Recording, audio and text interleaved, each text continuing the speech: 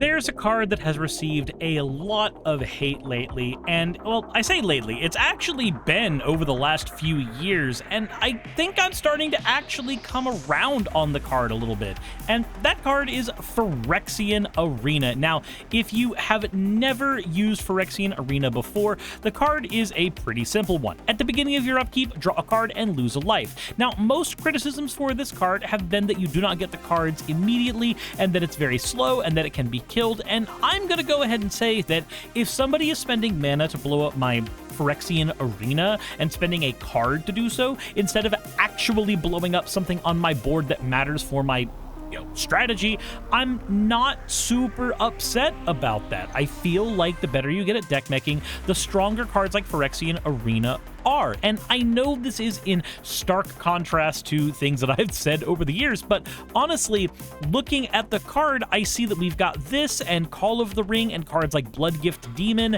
and Graveborn Muse that give us this type of ability in black, and they're all honestly way better than I think most people give them credit for. And if you're in green, you can run Colossal Majesty, and if you're in blue, you can run Kamena's Awakening, which do the same thing. And honestly, there are some decks that just work really well with these kinds of effects. In all of those colors combined, you could be playing Damia, Sage of Stone. Yes, she makes you skip your draw step, but your draw step comes after your upkeep. So if you run her as the commander of a control shell, then you're always guaranteed to at least get the card that you need for the top of your deck, whether it's the card from your upkeep or not. And if you want to run a lot of these effects, you know what deck they work really well in?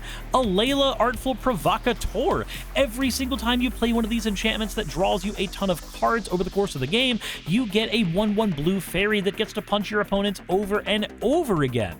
And of course, you can combine that with other types of effects as well to draw more cards. Honestly, the more I think on it, Phyrexian Arena feels like it's a bit of an overhated card, and I think there's plenty of decks that it actually slots really well in, like Control Shells. But what about you? How do you feel about Phyrexian Arena? And are there any decks that you think it works better in than, say, cards like Sign in Blood or Read the Bones?